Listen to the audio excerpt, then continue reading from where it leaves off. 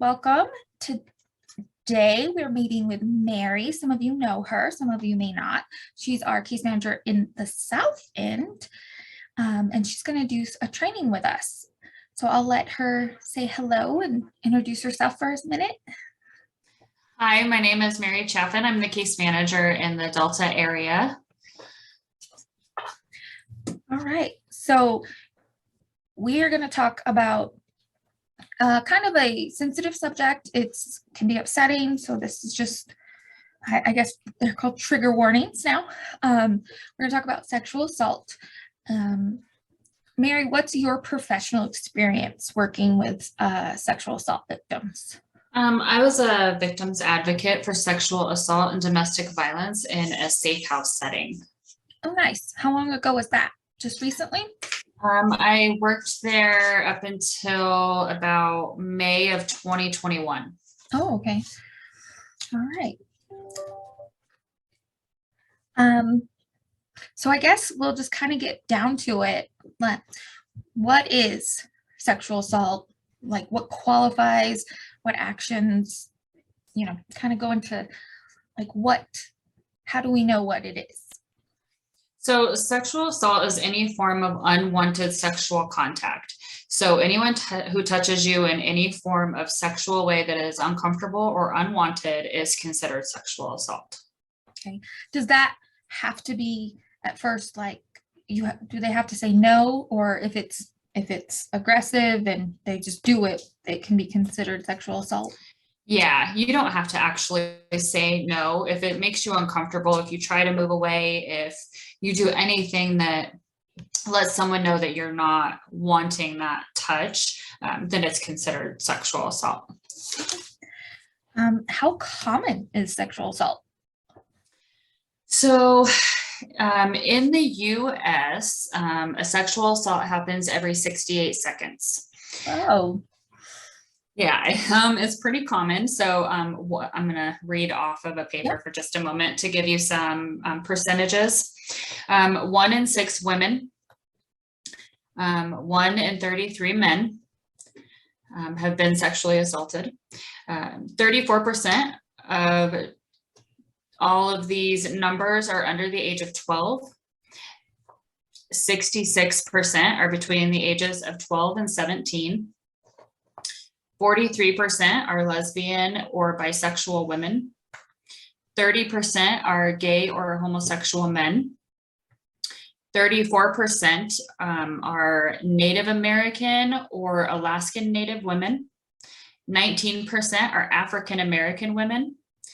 83% are developmentally disabled women, and 32% are developmentally disabled men. And then there's also a 1 in 3 transgender individuals. They're alarming statistics. Yeah, they're very high. And these are just the ones that are reported because there's a high number of people who do not report it. Yeah. Do they have any ideas about how often it's not reported? I mean, they can't really tell, right? No, they just say that, they believe that it's roughly around 40% is what's reported, but that's normally by heterosexual individuals. Okay. The numbers are much lower for anyone in the LGBTQ community. Wow. So you kind of talked about, the percentages by age, but is there a more common age of a victim? Yeah, so the most common age is girls and women between the ages of 16 and 19. They're 4 times more likely to be a victim of sexual assault. Wow. Okay. So is there a population or group that is at risk, a higher risk than others? Oh, let's see. Not really. Mostly it's just women and girls are the main. It doesn't really have a race or anything like that. Any woman is really at risk for sexual assault. It doesn't even matter where you're at. I mean, even the safety of your own home can sometimes be a place where it's going to happen. Okay. That's not great, but because it's just everybody can be anyone and everyone could be a victim, which is Yeah. upsetting. And this is why we do these trainings so we can help educate. Yes. So are there factors or characteristics that perpetrators specifically look for in a victim? So not really. It can happen at any time, any place, to anyone, men, women, children of all ages, races, religions, backgrounds, economic class. So there's not a place, like a more common place, like it happens in homes or after school or. So the majority of all cases that have ever been reported, the top 3 places was in your home or on your way to or from school or running errands. Wow. Yeah. Okay, so there's no specific thing. I mean, obviously they're victims and no one does anything to allow that, but if there's something a perpetrator might like more or hone in on when they see it. Yeah, it could be anything. It's all individualized by the perpetrator. So some of them can see a girl with brown hair and that's their trigger to be attracted to them and want to have that overpowering control over her, is just the color of her hair. And that could be different for the next person. They could see the size of them and that's what is their trigger. So it's really just very individualized. And that's what makes it so complicated to figure out, who is a perpetrator or who can be at risk, because it's just so different for everyone. Yeah. It talks about grooming. What is that? So grooming is when you have an adult or even an older teenager or someone who builds relationships, trust and emotional connections with a child or a young person, so that they can manipulate them and exploit and abuse them. So the signs of grooming are by a perpetrator. So from there, if you're wanting to look at an adult or someone who you might think is a perpetrator, if they are undermining relationships with friends or family, that is a sign. Showing special attention to one child over another and giving special gifts or an excess of gifts to a child is a sign. Any type of unwanted physical touch. So if they're constantly touching a child, even if it's like on their shoulder or their head or their elbow, if it's just in excess, that's a concern because most people don't touch kids that often. So then showing inappropriate boundaries, and if they're offering to help the family excessively with all kinds of things, always willing to babysit, always willing to help out in a way to get them in the house or around the children, is a sign of that. So some of that grooming could be to like the family unit as well. Yeah. To get access. Okay. Yeah, they want to build a close relationship with the entire family so that they are trusted. Okay. And you said gifts. That could include like, hey, they mowed my lawn and I'm going to give them $100 for it. So just anything in excess that obviously is not needed. Yeah. Or if, they're coming over to your house and they're bringing a gift just for one child, like, whether it be something like a little gift card or a tiny stuffed animal or just little trinkets, showing any type of favoritism like that towards a child is a huge red flag. Okay. Let's see, what are there signs or behaviors to look for in children to let us know that there could be or there is sexual abuse happening or it has happened? Yeah. So if a child is overly compliant, so if there's just showing behaviors where they'll jump to anything you say and there's absolutely no defiance, that is a huge red flag, because we all know most kids are not wanting to comply with you on every little thing that you ask of them. If there's any type of regressive behaviors, such as like bedwetting or thumb sucking, anything that they've already accomplished and move forward in their lives, if they regress back to that is a sign that there is some kind of disruptive behavior happening in their world that's upsetting. Will they only regress around that individual, or could it happen at It can any? happen just in general, if your child has been potty trained for, 4 years or 5 years, and all of a sudden they're wetting their bed just out of the blue. Or, if they stopped sucking their thumb when they were 2, and all of a sudden at the age of 4, they're back to sucking their thumb.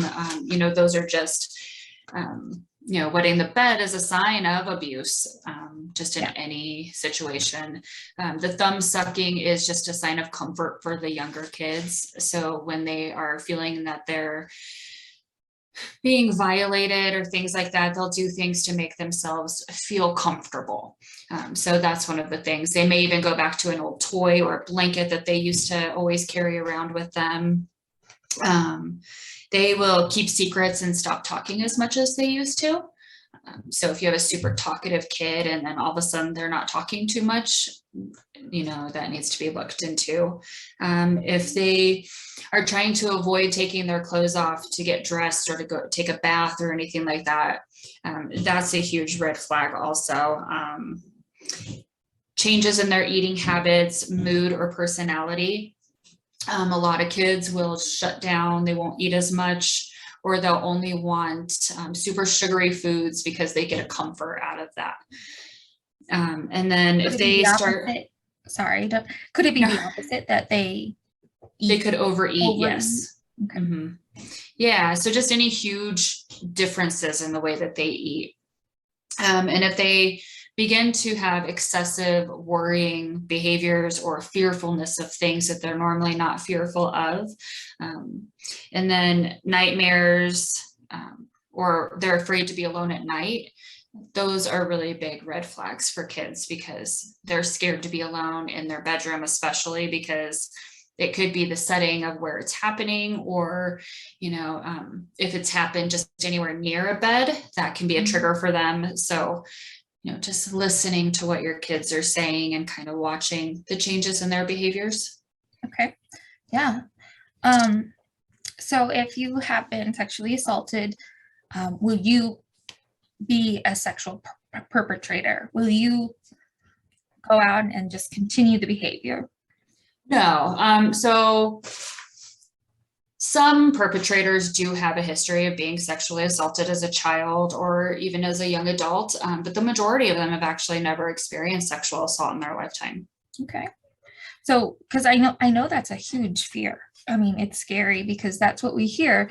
Well, if it's done to you, you will do it to someone else. And so it turns out that there's not that many that were. Yeah. So, I mean, that is a huge stigma with that. So a lot of these kids, end up getting help and end up getting therapy, and they have, a good support system, which is what's extremely important for the kids, is just making sure that they're getting that help. And I think that will help them to move on from it and realize how, wrong it was and that it wasn't their fault. And I think if they have that type of support, then they're going to be able to live healthy lives without any type of sexual abuse in their history. So the ones that do have sexual assaults in their history are ones who also have other things, such as, they fight and are very aggressive, or they have a history of lying and manipulating people. And then that sexual assault's just a very small piece in the entire list of issues that they have. So it's not an actual determinant of whether or not it's going to happen. So also when we see younger kids that were assaulted, acting that out with maybe another child, is that them perpetrating, or is that them just doing like basically what they've been taught? So it can be mostly what they're taught. A lot of kids that is the form of abuse that they have, is they were forced to perform sexual acts on another. And so they'll do that as almost a sign of comfort because it's something that they were rewarded for. Also, a lot of kids have what is called exploratory sexual interests with other kids, and it's not actually a sexually negative thing. It's just curiosity, and they're exploring. And it happens a lot with kids around the age of, like 6 to 9, where it's kind of a, show me yours and I'll show you mine, just that curiosity. Playing And so, doctor. yeah. And so, I mean, just really talking to them about the appropriateness of that, and, asking the questions of, why did you think that that was a good idea? And if they say, I was just looking, I was just curious, that's probably what it was.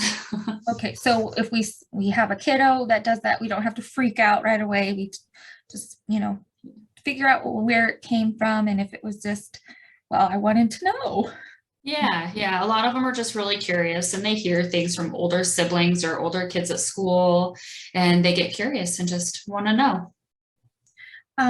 So are there any tips that parents can do to help safeguard children? So really just talking to your kids about sexual assault, safe touch, talk about the importance of speaking up. So, saying things like, if someone ever touches you and makes you feel uncomfortable, if someone ever does anything that makes you feel uncomfortable, please come and talk to me. You won't be in trouble. Things like that, to make them know that you're a safe space for them to tell you anything that ever happens. Know the warning signs, and just trusting your gut. A lot of parents will get that feeling about a certain person, and I mean, really trust that. And get to know everyone in your kids' lives. Really look and kind of research your way through all of these people, and make sure that they're good, decent humans to be around your babies. And I would say actively do that, right? Just because Yes. the coach has been in their life for a year and nothing's happened. Some perpetrators groom for quite some time, correct? Yes. Yeah. It can happen for up to, a few years even. Just getting those kids extremely comfortable, getting their families extremely comfortable with you. So just constantly being in their business, I guess you could say, because you need to know everyone who's in their life, and you need to be paying attention to the behaviors around those people as well. Mm-hmm. I mean, but at the end of the day, there's no foolproof way to prevent sexual assault. Just trusting your gut, talking openly with your family, with your kids, and letting anyone in your life know that they can talk to you, so that they know they have a safe place. Because that's one of the biggest reasons people don't report it or don't say anything, is because they feel unsafe about it. And a big one we always tell is teaching body parts the appropriate names. Yes. I know that helps, especially if they do decide to come to you, which would be the best solution. We can't prevent it, but we really want to make sure that it's stopped as fast as possible if it does take place. Yeah. So just letting them know what their body parts are, and naming them correctly. Yeah, and there are a lot of books out there too that talk about safe touch and bad touch and appropriate body parts, and the people that are allowed to look at those body parts, like the doctor, but only if mom or dad is in the room, or getting a diaper changed, or things like that. They explain all of it, and those are really good to give out to kids so that they know. And talking about stranger danger also, because this doesn't always happen with people that it can happen. Know your surroundings, know where you are, let people know where you are at all times. Those are all really important things. Yeah, so it most commonly happens with people, but I mean, obviously teaching your child the basics of don't get in the car, even if they have a puppy. I always use, an adult shouldn't be asking children for anything. Like, find another adult. Yes, yeah, exactly. And if anybody makes you feel uncomfortable, let them know that they need to go to an adult, to a teacher, find a police officer, someone that looks safe, to report that somebody is making you uncomfortable. Well, those were the questions I had. Do you have anything to add, or? I don't really have anything to add. There's a lot of resources online. There's a website called rain.org. It's RAINN.org. It is a website that is strictly for sexual assault information, and it's a really great resource. Awesome.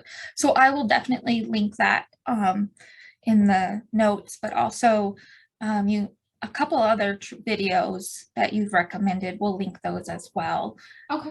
From different categories, because there's a bunch of different things out there for resources. So yeah, and if anyone ever needs any resources on sexual assault, they can just contact their case manager and we can get all of that information out. Awesome. Well, thank you so much. I hope that this was helpful, and don't forget to do the Survey Monkey after this to receive credit. Bye. Bye.